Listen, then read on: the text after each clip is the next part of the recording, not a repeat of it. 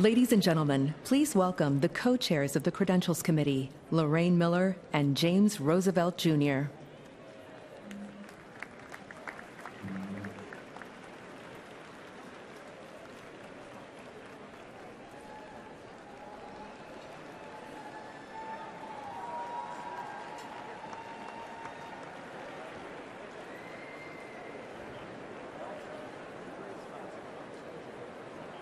Hello to all of the participants in the 2016 Democratic National Convention.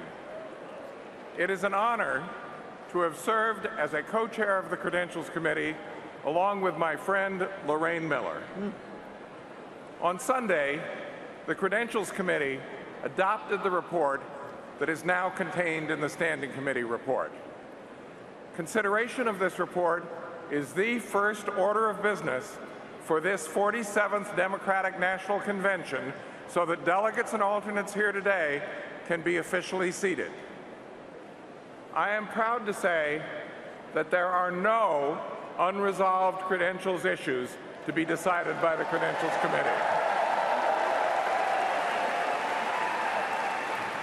This nominating process was an extraordinary marathon of contests. There was historic voter turnout and an enthusiasm about the election that engaged and encouraged people to participate for the first time. This enthusiasm has carried on even after the last contest, which was in Washington, D.C., and I'm excited that we all stand united here today to get on with nominating the next President of the United States. I am pleased that as part of this committee's report to the convention, the Democratic Party recognizes that we are stronger together, and we make a priority of ensuring the diversity of our party is highlighted. It is now my pleasure to turn this over to my co-chair, Lorraine Miller.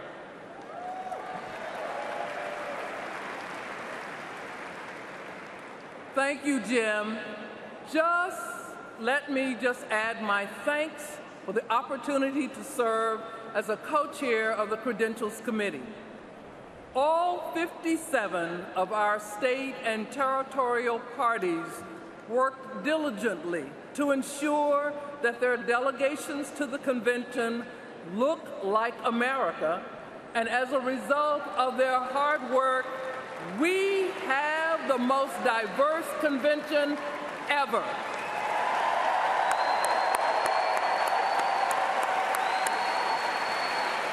We are proud that the diversity represented in the participants of this convention highlight a core value of our party.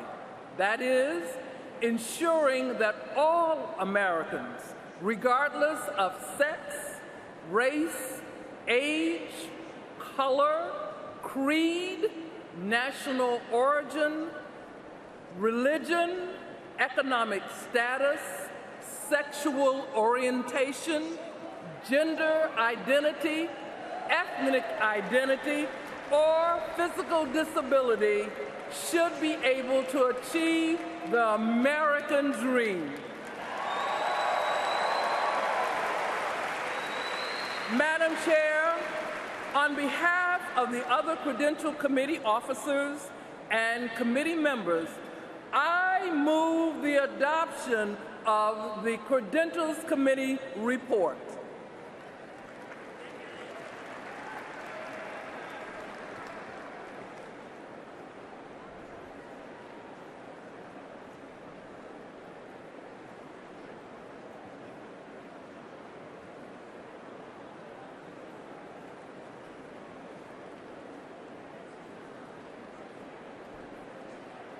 You have heard the report and the business before the Credentials Committee, and a motion has been made to adopt the committee's report.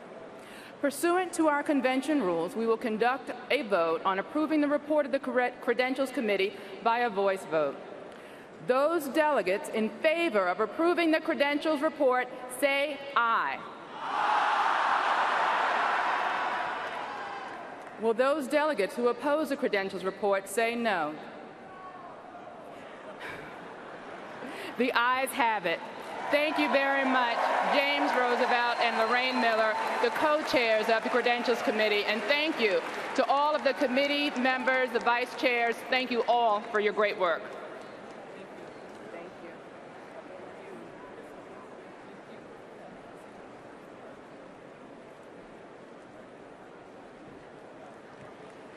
Delegates, it is my pleasure to welcome to the stage the co-chairs of the Convention's Rules Committee, Barney Frank from Massachusetts and Leticia Vandepute from Texas.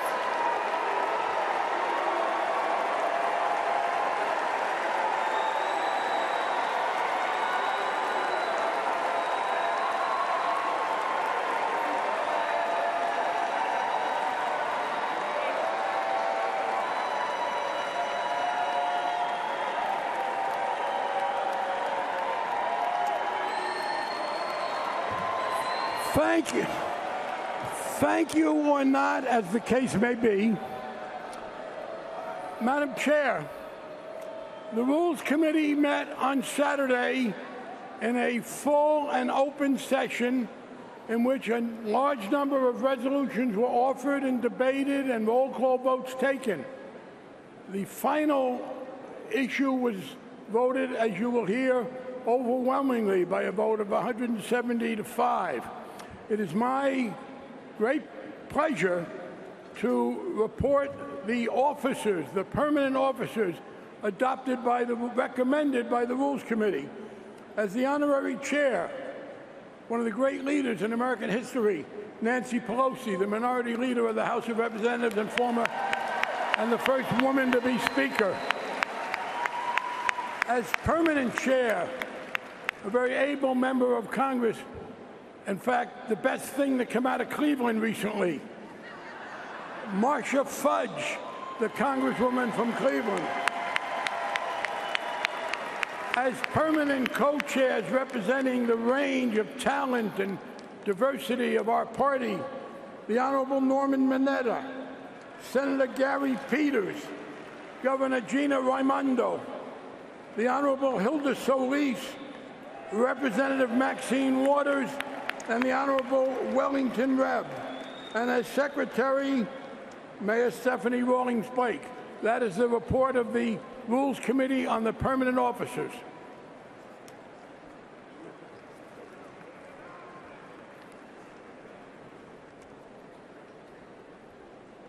Delegates, you have heard the Rules Committee recommendation of the individuals to serve as permanent officers of the 2016 Democratic National Convention. The chair will entertain a motion to approve this list of outstanding Democratic leaders. Do I hear a second? Pursuant to our rules, we will now have a voice vote on approving permanent officers of the convention. All those in favor say aye. All opposed say no. The ayes have it. Thank you so very much to Barney Frank and Leticia Vandepute as the co-chairs of the Rules Committee, and thank you as well to the committee vice chairs and members. Please join me. Thank you.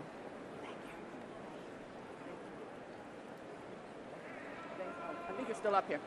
Sorry about that. Please join me in welcoming the permanent chair of the convention, Ohio Congresswoman Marcia Fudge.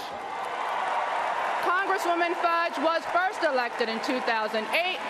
She represents the people of the 11th Congressional District of Ohio. Congresswoman Fudge serves on the House Committee on Agriculture and the House Committee on Education and Workforce.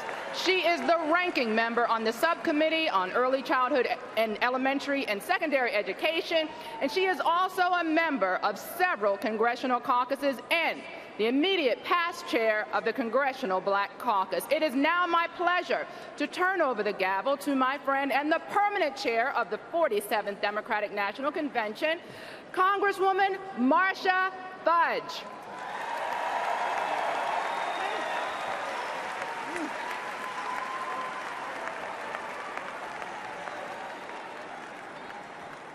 Thank you very much, Madam Chair. I am honored to accept this gavel as permanent chair of the Democratic National Convention, and I am excited to put Hillary Clinton and Tim Kaine in the White House.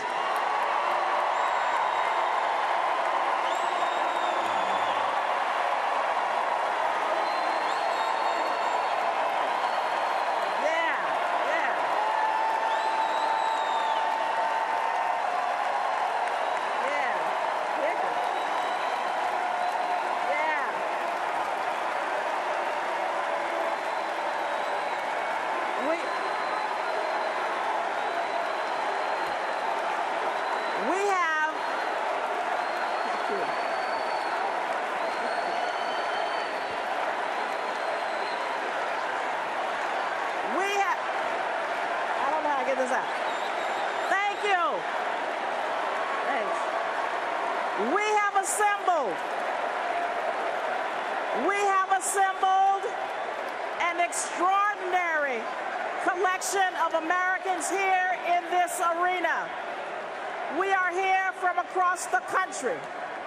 We have traveled thousands of miles, and we are representing the millions of Democrats who come this November are going to make their voices heard louder and stronger than ever before. Because we have a choice, a profound choice this November. And we have to make this choice in a time when this nation finds itself at the crossroads of history and hope, a time of great promise, progress, and potential, but also a time of social unrest, hate speech, and war. Hillary Clinton was born for such a time as this.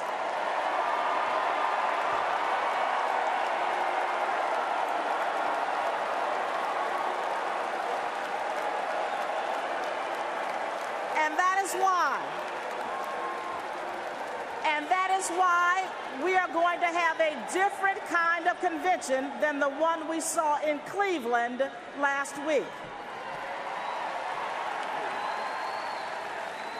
Because Hillary Clinton and Tim Kaine want to build an economy that works for everyone, not just the people at the top.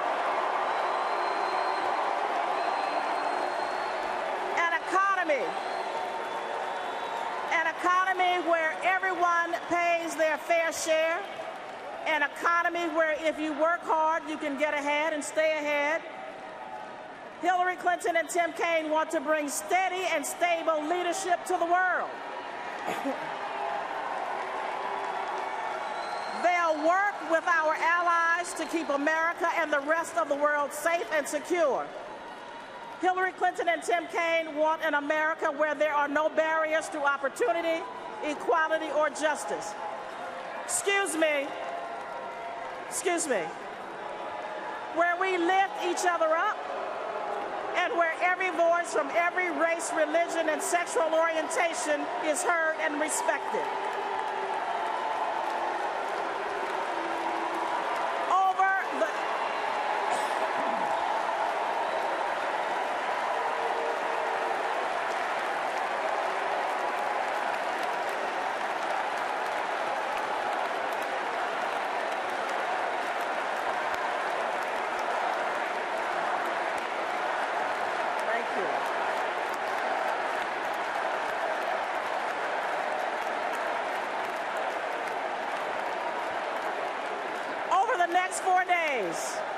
Over the next 4 days, we're going to hear from the leaders of our country and the future of our party.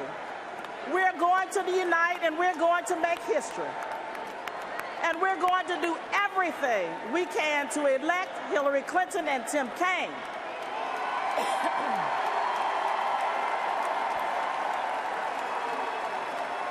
Hillary Clinton, this is your time. This is our time.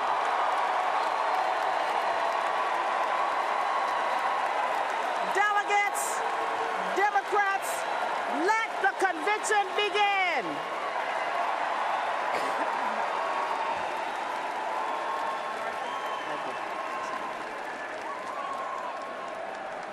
And may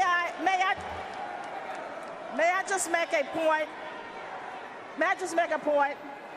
There are many of you that do not know me in this room.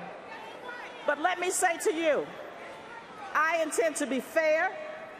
I want to hear the varying opinions here. I am going to be respectful of you, and I want you to be respectful of me.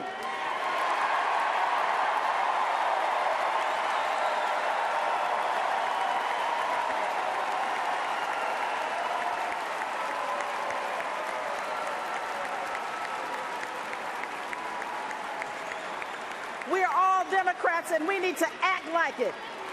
Let's do it.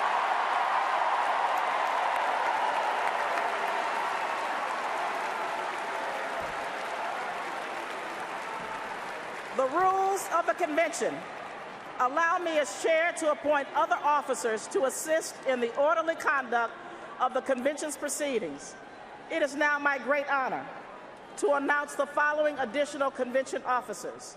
Convention Vice Chairs, Lily Ledbetter, Laura Ricketts, Maura Healey, State Representative Alicia Reese, Senator Claire McCaskill, Representative Doris Matsui, Chad Griffin, Doug McCarran, the Honorable Alexis Padilla, Representative Jim Clyburn, Senator Richard Blumenthal,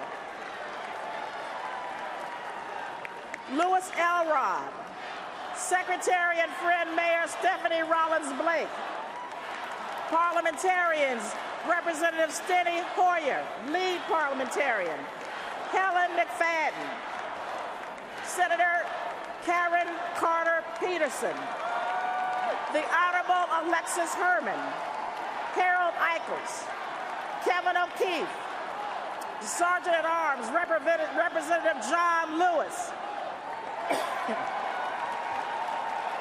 Assistant Sergeant at Arms Senator Tammy Baldwin, Representative Sheila Jackson Lee, Gary Morrow, Mayor Ross Baraka, Terry O'Sullivan, doorkeeper Mignon Moore, timekeeper Marissa Richmond. Each of these convention officials is dedicated to strengthening their communities and our country. They share Hillary Clinton and Tim Kaine's positive vision for change and will be important messengers for the campaign moving forward.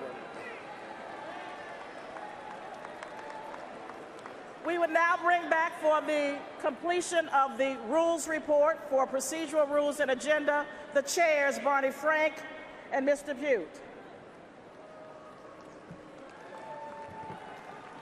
On Saturday, the 182 members of the Rules Committee, fairly reflecting the delegates elected to the convention according to their preferences, spent 7 hours in a fully open debate of every aspect of the rules that anyone wished to bring up, and voted overwhelmingly for a final report, which you will hear later. I now report the agenda and procedural rules for the convention. To be clear, there is a report about what will happen after this convention that you will hear about very shortly.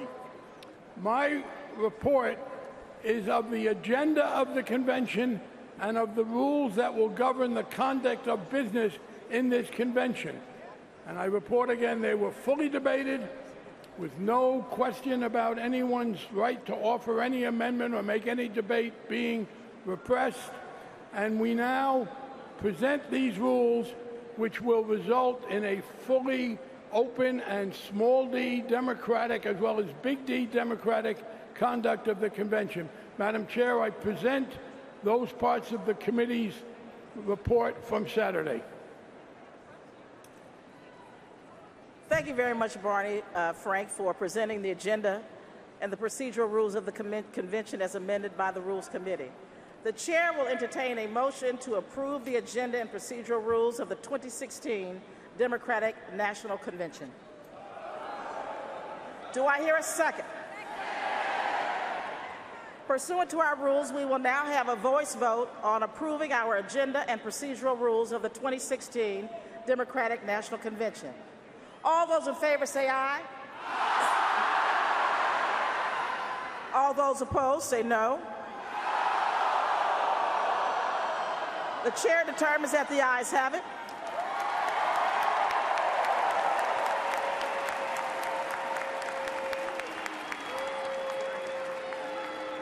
We will now hear the unity report. Good afternoon. I'm Leticia Vandepute, a seventh-generation Texan, and my grandmothers were born in Mexico, and they would have been so proud to see me standing here today. Co-chair of the 2016 Democratic National Convention Rules Committee. She would have been, my grandmothers would have been so proud. And I also get to work with Barney Frank. More than 2 centuries ago, a group of courageous individuals gathered at Independence Hall a few blocks from here to give birth to our great country and a government of the people, by the people, and for the people. And for my abuelitas, they knew that in this United States of America, the most meaningful title that anyone could ever hold is the title citizen.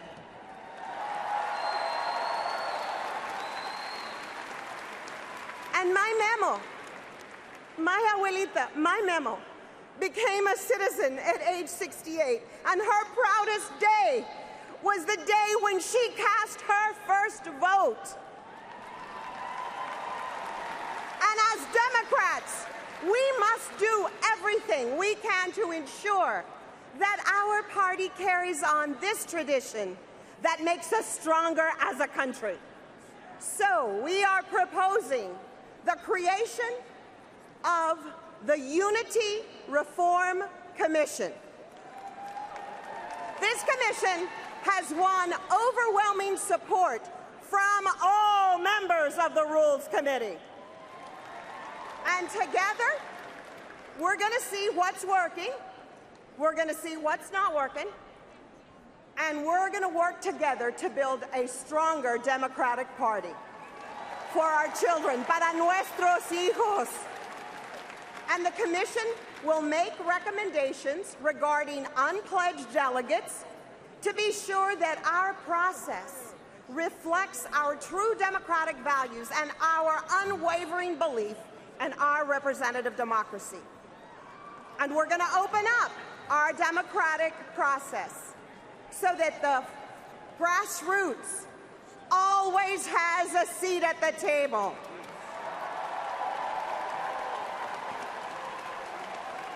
We're going to ensure that our party hears every voice and empowers every person with a chance to contribute. And so to all the activists, to the organizers, to the officials and the volunteers and las familias and community leaders out there, we hear you. We respect you. And this Unity Commission will work for you to build a thriving, growing Democratic Party today, tomorrow, and for generations to come. Muchísimas gracias.